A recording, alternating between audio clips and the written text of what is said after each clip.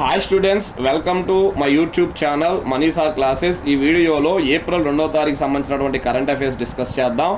Already 1వ తారీఖు సంబంధించినటువంటి వీడియో అప్లోడ్ చేసేసా, వెంటనే ఇది కూడా చేస్తున్నాను చూడండి. దీని తర్వాత 3వ తారీఖు ఇది కూడా ఇవాళ అప్లోడ్ చేసేస్తా, అది కూడా చూడండి. ఓకే, ఆలస్యం చేయకుండా వీడియోలోకి వెళ్ళిపోదాం. ఫస్ట్ బిట్ అనమాట, ఫీఫా ప్రపంచ కప్కు ఏ దేశం వరుసగా 3వసారి దూరం అయ్యింది? చూడండి, ఫీఫా ప్రపంచ కప్ ఈ సంవత్సరం జరగబోతుంది కదా, దానికి ఏ జట్టు దూరం అయింది అంటే ఇటలీ అంట. ఏ జట్టు? ఇటలీ. దశాబ్దాల పాటు ప్రపంచ మేటి ఫుట్బాల్ జట్లలో ఒకటిగా ఉన్న ఇటలీ వరుసగా 3వసారి ఫీఫా ప్రపంచ కప్కు దూరం అయింది. చూడండి, ఒకప్పుడు ఫుట్బాల్ అంటే ఇటలీ అనమాట. అదోనా, ఫుట్బాల్ అంటే ఇటలీ కూడా ఒక దేశం, మెయిన్ దేశం అనమాట. అలాంటిది ఇటలీ కనీసం ఫిఫా వరల్డ్ కప్లో చోటు కూడా సంపాదించలేకపోతుంది. అదోనా, 4 సార్లు ఫీఫా ప్రపంచ కప్పు గెలుచుకున్న ఘనత ఇటలీ దేశ సొంతం అంట. చూడండి, ఫిఫా కప్పును ఇటలీ 4 సార్లు గెలుచుకుందంట. అలాంటి జట్టు ఇప్పుడు కనీసం క్వాలిఫై మ్యాచ్లు కూడా ఆడలేదు. క్వాలిఫైయింగ్ టోర్నీలో పేలవ ప్రదర్శనతో 2018, 2022 టోర్నీలకు దూరమైన ఈ మాజీ ఛాంపియన్ ఈ 2026లో ప్రపంచ కప్నకు అర్హత సాధించలేక అవమానాల హ్యాట్రిక్ కొట్టింది. చూడండి, 2018లో వెళ్ళలా, 22లో వెళ్ళలా, ఇప్పుడు 26లో కూడా ఫీఫా వరల్డ్ కప్ వెళ్ళాలి. ఈసారి ఫీఫా ప్రపంచ కప్ అర్హత సాధించిన ఆఖరిదైన 48వ జట్టుగా ఇరాక్ నిలిచింది. అదోనా, ఇరాక్కి ఇటలీకి మ్యాచ్ జరిగింది. ఎవరు గెలిస్తే వాళ్ళు వెళ్తారనమాట. ఇటలీ ఓడిపోయి ఇరాక్ గెలిచింది. సో ఇరాక్ అలా దేనికి స్థానం సంబంధించిందంటే ఫీఫాకి. అసలు ఫీఫా అంటే ఏంటి చూడండి. ఫీఫా అంటే federation of international football association అంటారు. Federation of international football association, దీన్ని ఏమంటాం మనం సింపుల్గా? ఫీఫా అంటాం. ఇది 1904లో ఏర్పడింది. దీని హెడ్ క్వార్టర్స్ ప్యారిస్లో ఉంది. ప్యారిస్ అంటే మళ్ళా ఫ్రాన్స్ దేశం. Okay, important. లాస్ట్ టైం 2022లో ఫీఫా ఎక్కడ జరిగింది అంటే ఖతార్లో జరిగింది. ఎక్కడ? ఖతార్. 2026లో ఎక్కడ జరగనుంది? ఈ ఏడాది ఎక్కడ జరగనుంది అంటే కెనడా, యునైటెడ్ స్టేట్స్, మెక్సికో అనమాట. కెనడా, యునైటెడ్ స్టేట్స్ అంటే యుఎస్ఏ, అమెరికా, మెక్సికో దేశాల్లో జరుగుతుంది. 2030లో ఎక్కడ జరగనుంది చూడండి. ఫిఫా అనేది ఎవ్రీ 4 yearsకి ఒకసారి జరిగింది. మరి 2030లో ఎక్కడ జరగనుంది అంటే మొరాకోలో జరగనుంది, పోర్చుగల్లో జరగనుంది, స్పెయిన్. ఇవి 3 కూడా ప్రధాన ఆతిథ్య దేశాలు, మొరాకో, పోర్చుగల్, స్పెయిన్. అలా కాకుండా స్టార్టింగ్ మ్యాచ్లు ఎక్కడ జరగబోతుంది 2030లో వార్షికోత్సవ మ్యాచ్లు. అదవుతున్న వార్షికోత్సవ మ్యాచ్లు గల దేశాలు అర్జెంటీనా, పరాగ్వే, ఉరుగ్వే. చూడండి, ఇక్కడ కూడా జరుగుతున్నాయి. కాకపోతే జస్ట్ స్టార్టింగ్ మ్యాచ్లు ఎక్కడ జరుగుతాయి అనమాట, ఒక 2, 3. ఇక దాని తర్వాత అన్ని మ్యాచ్లు కూడా ఇవన్నమాట. వీటిని వార్షికోత్సవ మ్యాచ్ నిర్వహించే దేశాలు. 2034లో ఎక్కడ జరగబోతుంది? 2034లో కూడా అనౌన్స్ చేసేశారు, సౌదీ అరేబియా. ఇది లాస్ట్ ఇయర్ ఎన్టీపీసీ మెయిన్స్లో అడిగాడు. 2025 అక్టోబర్లో జరిగిన ఎన్టీపీసీ మెయిన్స్లో ఇది అడిగాడు, Saudi Arabia. Okay, important bit గుర్తుపెట్టు. నెక్స్ట్ దాని తర్వాత చూడండి, 2వ bit, vice chief of army staff. Army స్టాఫ్కి వైస్ చీఫ్గా ఎవరు బాధ్యతలు స్వీకరించారు అంటే ధీరజ్ సేఠ్ అంటారు. ఎవరు? ధీరజ్. ఆపరేషన్ సింధూర్లో సదరన్ కమాండ్కు నాయకత్వం వహించిన lieutenant general Dheeraj Seth vice chief of army స్టాఫ్కు బాధ్యతలు స్వీకరించారు. పుష్పేంద్ర సింగ్ స్థానంలో ఆయన ఈ బాధ్యతలు చేపట్టారు. ఇప్పటి వరకు ఎవరున్నారంట? పుష్పేంద్ర సింగ్ ఉన్నాడంట. ఆయన స్థానంలో బాధ్యతలు చేపట్టారు. ప్రస్తుత ఆ చీఫ్ ఆఫ్ ఆర్మీ స్టాఫ్ ఎవరు అంటే జనరల్ ఉపేంద్ర ద్వివేది. అదో ఆర్మీ చీఫ్ ఎవరు? ఉపేంద్ర ద్వివేది. వైస్ చీఫ్ ఎవరు? ధీరజ్ షేట్ అన్నమాట. నెక్స్ట్ దాని తర్వాత 3, జాతీయ పారా అథ్లెటిక్స్ ఛాంపియన్షిప్ 2026 ఎక్కడ జరిగింది? చూడండి, జాతీయ పారా అథ్లెటిక్స్ ఛాంపియన్షిప్ ఎక్కడ జరిగింది అంటే భువనేశ్వర్లో జరిగింది, ఒడిశా రాష్ట్రం. ఈ ఏడాది భువనేశ్వర్ నగరంలో 24వ ఎడిషన్ జరిగింది. దీనిలో 95 పథకాలతో హర్యానా రాష్ట్రం మొదటి స్థానంలో ఉంది. ఇది మనకి చాలా చాలా ఇంపార్టెంట్ బిట్ అన్నమాట. అదొక హర్యానా రాష్ట్రం అనేది 95 పథకాలతో మొదటి స్థానంలో నిలిచింది. నెక్స్ట్ 51 పథకాలతో తమిళనాడు 2వ స్థానంలో నిలిచిందంట. అదోన 51 పథకాలతో తమిళనాడు 2వ స్థానంలో నిలిచింది. 30 పథకాలతో గుజరాత్ 3వ స్థానంలో నిలిచింది. చూడండి, తమిళనాడు 2, గుజరాత్ 3వ స్థానం. ఎంతకీ ఏం గేమ్స్ ఇవి? జాతీయ పారా అథ్లెటిక్స్ ఛాంపియన్షిప్ అన్నమాట. ఓకే, నెక్స్ట్ ఇంకొక పాయింట్, 28 రాష్ట్రాల నుంచి 1460 మంది అథ్లెట్స్ దీంట్లో పాల్గొన్నారు. అది ఇంపార్టెంట్ కాదు కానీ నెక్స్ట్ 4, ప్రపంచ ఆటిజం అవగాహన దినోత్సవం, వరల్డ్ ఆటిజం అవేర్నెస్ డే అంటారు, ఏప్రిల్ 2. పిల్లల్లో వయసుకు తగ్గట్లు మానసిక ఎదుగుదల లేకపోతే ఆటిజంగా పేర్కొంటారు. పిల్లలు పెద్దోళ్ళే కానీ వాళ్ళు చేసే పనులు చిన్నపిల్లల్లాగా ఉంటాయి, దేనికి సరిగ్గా రెస్పాండ్ అవ్వరు, అన్నిటికీ భయపడతా ఉంటారు, దాన్ని ఆటిజం అంటారు. దీనినే ఆటిజం స్పెక్ట్రమ్ డిజార్డర్ అని కూడా పిలుస్తారు.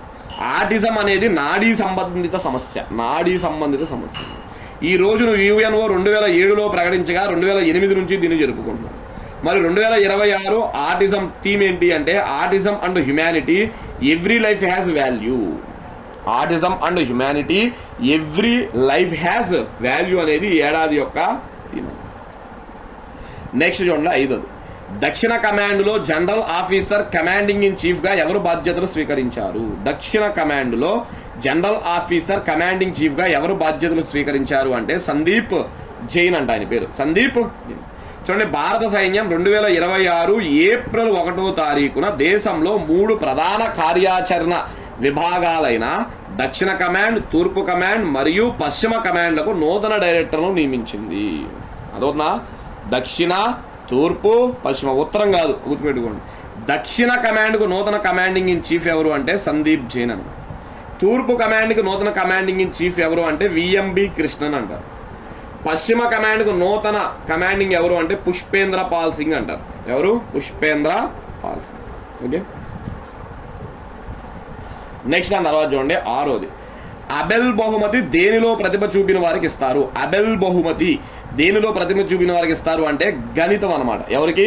గణితం. అబెల్ ప్రైజును గణితంలో నోబెల్గా భావిస్తారు. చూడండి, Nobel prize physics, chemistry, economics, literature, peace వీటిల్లో ఇస్తారు కానీ మ్యాథమెటిక్స్లో ఎవరు అనమాట. మరి మ్యాథమెటిక్స్లో గణితంలో నోబెల్ అని దేని పిలుస్తారు అంటే అబెల్ ప్రైజ్ని పిలుస్తారు. 2026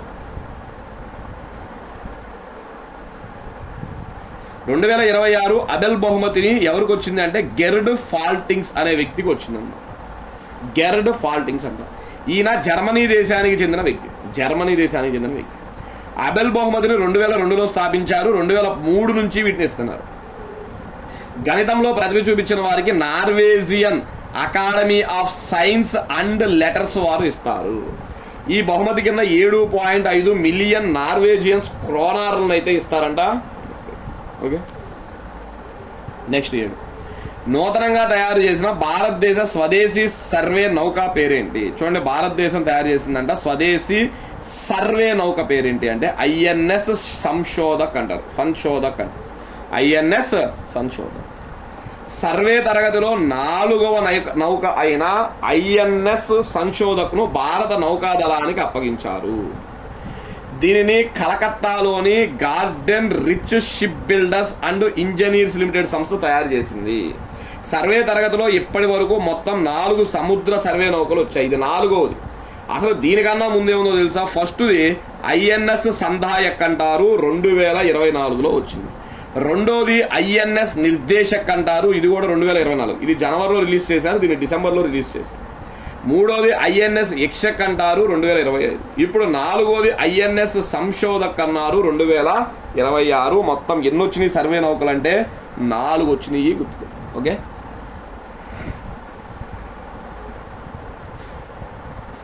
నెక్స్ట్ చూడండి 8, ఐఎన్ఎస్ ధొనగిరి అంటారు. ఏంటిది? ఐఎన్ఎస్ ధొనగిరి అనే యుద్ధ నౌకను ఏ ప్రాజెక్ట్ కింద నిర్మించారు అంటే ప్రాజెక్ట్ 17A. ఐఎన్ఎస్ ధొనగిరి ఇది కూడా యుద్ధ నౌకే. ప్రాజెక్ట్ 17A కింద నిర్మించిన స్వదేశీ స్టెల్త్ ఫ్రిగెట్ ఐఎన్ఎస్ ధొనగిరి యుద్ధ నౌక భారత నౌకాదళంలో చేరింది. దీనిని కలకత్తాలోని Garden Reach Shipbuilders and Engineers Limited సంస్థ రూపొందించింది. ఇంతకుముందు ఐఎన్ఎస్ సంశోధకును కూడా ఇదే నిర్మించింది, ఇప్పుడు దీన్ని కూడా. ఓకే, నెక్స్ట్ 9, నింగోల్ వాన్ ఇనిషియేటివ్ అనే కార్యక్రమాన్ని ఏ రాష్ట్రం ప్రారంభించింది? చూడండి, నింగోల్ వాన్ ఇనిషియేటివ్ అనే కార్యక్రమాన్ని ఏ రాష్ట్రం ప్రారంభించింది అంటే మణిపూర్ రాష్ట్రం ప్రారంభించింది. అటవీ సంరక్షణలో సమాజ భాగస్వామ్యాన్ని బలోపేతం చేయడానికి మణిపూర్ రాష్ట్రం ఈ కార్యక్రమాన్ని ప్రారంభించింది. మణిపూర్ సంస్కృతిలో నింగోల్ అనగా స్త్రీ అని అర్థం. నింగోల్ అంటే ఏంటిది? స్త్రీ అని అర్థం.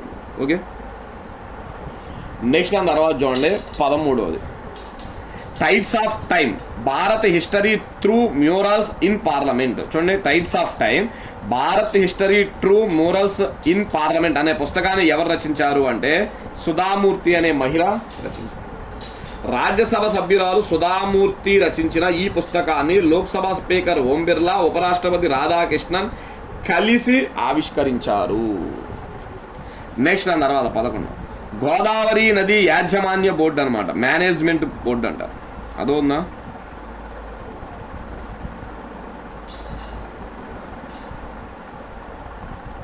గోదావరి నది యాజమాన్య బోర్డు చైర్మన్ గా ఎవరు బాధ్యతలు స్వీకరించారు అంటే పద్మా డోర్జే అంట. ఏం పేరు ఆయన పేరు? పద్మా డోర్జే. నెక్స్ట్ 12 చూడండి, ప్రభుత్వ రంగంలోని పవర్ గ్రిడ్ కార్పొరేషన్ ఆఫ్ ఇండియాకు సిఎండిగా, సిఎండి అంటే ఏంటిది? చైర్మన్ అండ్ మేనేజింగ్ డైరెక్టర్ గా ఎవరు నియమితులయ్యారు అంటే దేనికి? పవర్ గ్రిడ్ కార్పొరేషన్ ఆఫ్ ఇండియాకు సిఎండిగా ఎవరు నియమితులయ్యారు అంటే బుర్రా వంశీ రామమోహన్. బుర్రా వంశీ రామమోహన్. నెక్స్ట్ 13 కరుణ అంటున్నారు. చూడండి, Karuna the power of compassion. Karuna the power of compassion పుస్తక రచయిత ఎవరు అంటే కైలాష్ సత్యార్థి. ఎవరు ఈ కైలాష్ సత్యార్థి అంటే 2014లో మలాలా యూసఫ్జాయ్తో పాటు Kailash Satyarthi Nobel peace prize ను పొందారు. చూడండి, కైలాష్ సత్యార్థి గారికి మన దేశం అనమాట నోబెల్ పీస్ ప్రైజ్ వచ్చిందనమాట 2014లో. ఇప్పుడు ఆయన ఒక పుస్తకాన్ని అయితే రాశారు. అదవుతుందా? సో ఇవి స్టూడెంట్స్ మనకి ప్రధానంగా ఏప్రిల్ 2వ తారీఖుకి సంబంధించినటువంటి కరెంట్ అఫైర్స్.